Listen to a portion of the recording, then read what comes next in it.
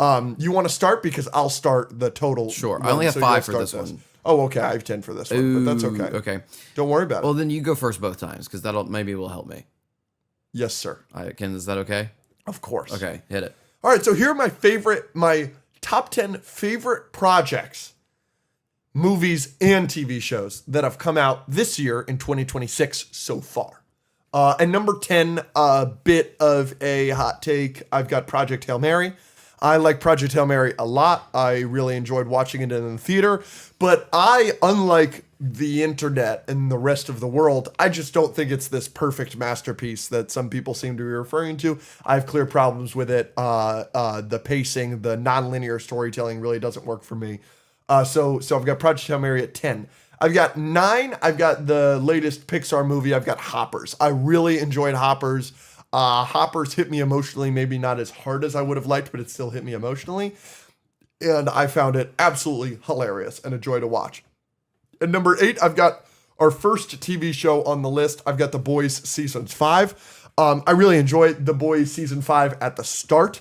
The middle really started to lose me, and then it kind of brought me back with that final episode, kind of the final 15 minutes of the 7th episode and then the 8th episode throughout it. I was kind of lower on it coming out of watching the finale, but the more I think about it, the more I like it, the more I like how they wrapped everything up. Yeah, it was a bit predictable. Yeah, there were conveniences. Yeah, things wrapped up a little bit quicker than I would have liked, but little things. Like, I didn't remember this, but in season 4, Butcher asks MM to adopt Ryan. And I didn't remember that because season 4 is so dog shit. But that happens. So little things like that being paid off as well really helps my enjoyment of The Boys Season 5. I really think they stuck the landing. Number 7, I have Good Luck, Have Fun, Don't Die. I am something I'm very proud of is how publicly anti-AI I am on this podcast every chance I get to be. And Good Luck, Have Fun, Don't Die is perfectly anti-AI. It is hilarious. It is awesome. And it's Gore Verbinski, right? We all love the Pirates movies. So if you like the Pirates movies, you'll probably like Good Luck, Have Fun, Don't Die. Sam Rockwell as the lead is great. It's hilarious. It's fun. It's enjoyable. I loved it. It's my 3rd favorite movie of the year. At number 6, I've got Send Help. Send Help was my favorite movie of the year. Since the moment I saw it, it was the first movie I saw this year. I think Send Help is great. It's just Sam Raimi in all of his horror, fun, goodness. Really enjoyed it. Rachel McAdams gives a hell of a performance. Dylan O'Brien is such an awful person. I loved to watch him. I loved hating him. It's fun. It's funny. It's great. I loved Send Help. And then number 5, I've got my favorite movie of the year. We've got The Mandalorian and Grogu.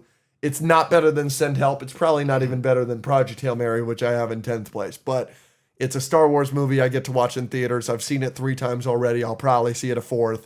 That middle, after the mansion fight sequence... No, once we get to Shikari, everything until the Grogu resuscitation sequence is my favorite sequence in anything this year. It's just, I love it so much that I couldn't put Mando and Grogu any lower than 5.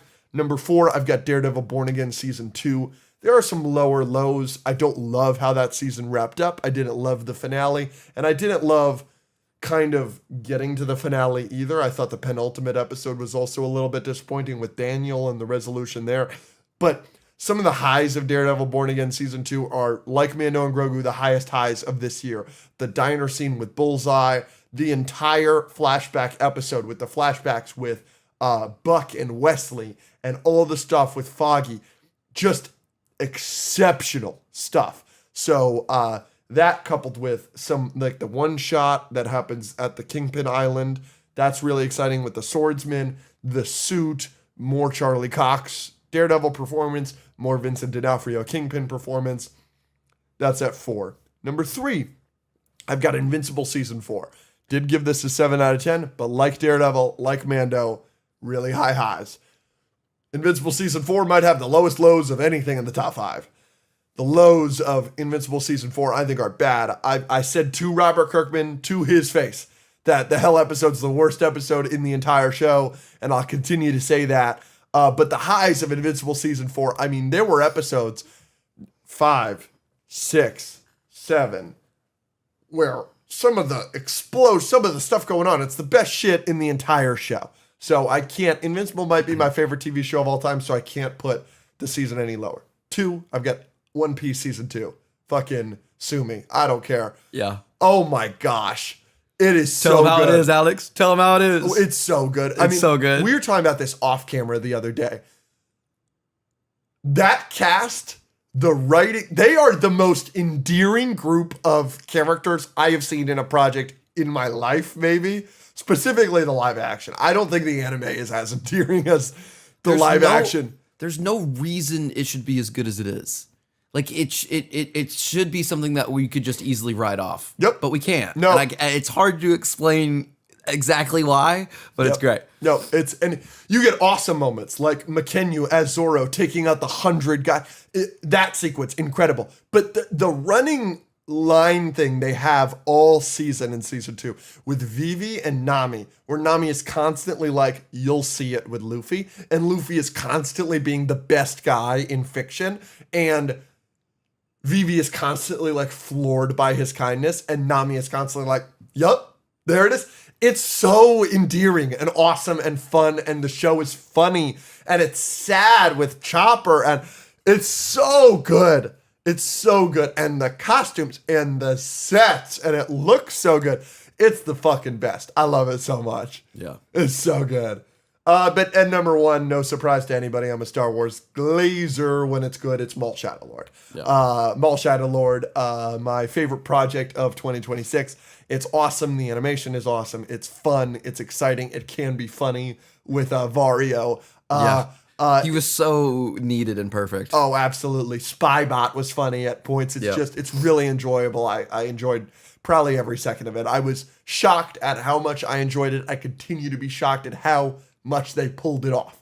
You know what I'm saying? Maul, like One Piece, totally could have been something we write off. I mean, Bad Batch, every season of Bad Batch except the 3rd season is littered with some of the worst filler you've ever seen. And yeah, you'll get a Clone Wars episode where Commander Cody decides to defect from the Empire because he doesn't agree with things, and you've got a crosshairs going through the worst shit you've ever seen, and you're like, holy shit, this is peak, this is Mandalorian level. And then the next episode is capturing a Rancor for Jabba the Hutt, and it's like, oh, we're 5 again. Maul doesn't have any of that. Maul is very adult. It's really awesome, and I enjoyed every second of it. So there's my top 10 favorite projects of 2026 so far. What do you think of my list? I thought that was a solid list. Thank you. Not much that I think I disagreed with. I think people are a little bit higher on Send Help. When I watched it, I really, really liked it, but I have found stuff that I liked a little bit better. Sure. I really enjoy looking back at my lists and seeing what I did in the moment versus what has stuck with me and how I would change it a little bit. Like, Weapons wasn't in my top 10 list. Whoa. It was at 11. Yeah. And there were things that above it that have not stuck with me as much. I was like, oh, I'd move Weapons up like 4 spots now. Interesting. So yeah, it's interesting. But Send Help is really, really great. I think it's still in my top 5 or top 10, but it's... That was my experience doing this 2023 to now list. Because I was like, oh, Guardians 3 is for sure in my top 10 favorite projects since the podcast has existed. And then I look back and I have it like 8th of that year. Yeah, it's weird. I was like, oh my gosh, I had Barbie and Oppenheimer and this ahead of it and this ahead of it. And I'm like, I don't know if I've thought about those projects nearly as much as I've thought about Guardians 3. Time does affect things. It's very interesting. All right. Here is my top 10 projects list of 2026. So this is TV shows, movies so far. Yeah, halfway through. At number 10, I have Hokum. Wow. I think it's a really good horror movie. It's nothing... It's not going to be my favorite horror movies of all time, but it did just scare me a lot. Yeah. It scared me a lot. And I remember watching it, and I really enjoyed the feeling of being in the theater and like I was like this a lot. So it was an experience. So I want to give Hokum its props. Next is another horror movie. I'm going to put Obsession at 9. Sure. Obsession's really great. I don't find it quite as scary as Hokum, but there are some things that are a little bit more entertaining throughout, and the acting... what a performance. What a performance. I mean, that carries it a little bit. So at number 8, I have The Boys season 5. Started out strong. I think it was a little lull in the middle. I really liked the finale. I think they stuck it. You know, watching Butcher finally kill Homelander, Anthony Starr's performance, the way they wrapped up Huey and Annie, Starlight, all that. Really enjoyed it. Loved it. Here's my out of left field that sue me in the gray. You even know what I'm talking about? Yes, Jake Gyllenhaal and Henry Cavill and Isaac Gonzalez. She is breathtakingly gorgeous, by the way. No shocker there that I'm saying that. She is unbelievable. Obviously, and Jake Gyllenhaal. So your type. Dude, sue me! So watching her do anything was great. You know, whether she was acting or just sitting there, I don't give an F. Put her on the screen. Yeah. But Jake Gyllenhaal is one of my favorite actors ever, so I really enjoyed him. And the whole premise of you haven't seen it or know what it's about. The whole premise of the movie is basically Isaac Gonzalez she comes into she's like a fixer. So like this one company lent money to this billionaire criminal, and he's supposed to pay it back. So he owes the company $1 billion, and then the company hires Isaac Gonzalez to make him pay. And so she's dismantling his organization through illegal means and legal means. And she's like the mastermind. And then Henry and Jake, their characters are like, they do all the gun, action stuff. And they have to keep her safe. They literally call her mom. They're like, we got to get mom out of here. So like they're on an island and they have like escape routes. And there's this one scene where they go into a bar and Isaac Gonzalez is just doing her thing, drinking tea. She's like, is there a problem? And all these people are coming in and they're taking them out. It's just so much fun. So I really liked In the Gray. And it's also one of those movie nights that I did with Josh. My friend Josh and I have these movie nights where we go. Our favorite one we've seen like 11 and our favorite one is Gray Man, right? So our top two are Gray Man and In the Gray. So seeing it with him was a lot of fun. Okay. Number 6, I have Mall. Great show. Shit! I know. That is low. I know. I knew you were going to say that. Wow. I like, there's just Invincible and Daredevil, and I like those a little bit more. They just mean a little bit more to me. But animation was great. I don't think you mentioned how great the animation was. Yeah. I mean, it looks great. And then Darth Vader showing up, and I loved all the characters. Docky, Devin. Yep. What's the police officer? Lawson. His son Riley. Like, they're all, I loved it. At number 5, I have Invincible. Yep. Like you said, the last 4 episodes, I mean, with, Thrag and Viltrum and the backstory for Viltrum in episode 2 and Mark, great. Conquest ripping his guts out, insane. Loved all that. At number 4, I have Project Hail Mary. It's currently my favorite movie of the year. It's one of those that with time has grown on me a little bit more. I still think it's maybe slightly overrated. People acting like it's the best sci-fi movie of all time. I think it's a little bit much, but Ryan Gosling, and every time I see a clip of Rocky, I love it. It's hilarious. He's adorable. Amazing. And put him with Ryan Gosling, it's gonna be my favorite movie of the year. Well, probably, Spider-Man will probably be my favorite movie of the year. But as of right now, halfway through. At number 3, I have Jujutsu Kaisen Season 3. You love JJK Season 3. I love JJK Season 3. And again, I'm not sure. I'm not in the anime community as much. We don't talk about it as much, so I don't know if it's a hot take to say that's my favorite season of JJK.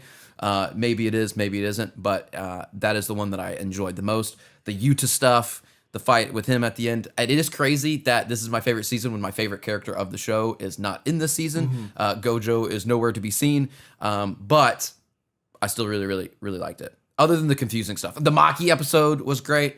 The show is just very confusing. The Culling game rules, reversed curse technique, everyone's different powers. It's a lot.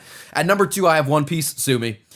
One Piece live action Netflix. It just blew me away with both of their seasons, and season 2 was just as good or better than the first. The Chopper episode had me the most emotional that any project has this year, I believe.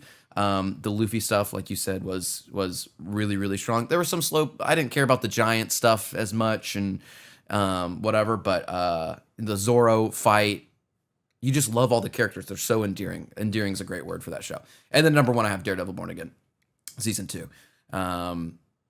I came out not as high on the first 2 episodes, and everyone was freaking the F out that I didn't like those. I liked them. I just didn't think they were crazy. And then from 3 on, it's just, starting with the one shot at the end of episode 3, and then the blowing up of the sinking of the ship and all that, and killing all those people, to the end where Vincent D'Onofrio as Kingpin is killing people in the hallway and cracking people's backs, snapping their backs. He's not cracking people. It's a different kind of show, but that's a lot of fun. So, and I love Daredevil. I love his character so much. That's my list. I love it. What do you think about my list? I think it's, other than Maul being at 6. You like it? I disagree with a couple things. You've got Project Hail Mary way higher than me. But yeah, it's great. I forgot about JJK, but I'm glad you included it on there because absolutely, when that came out, you were raving. Yeah, I loved it.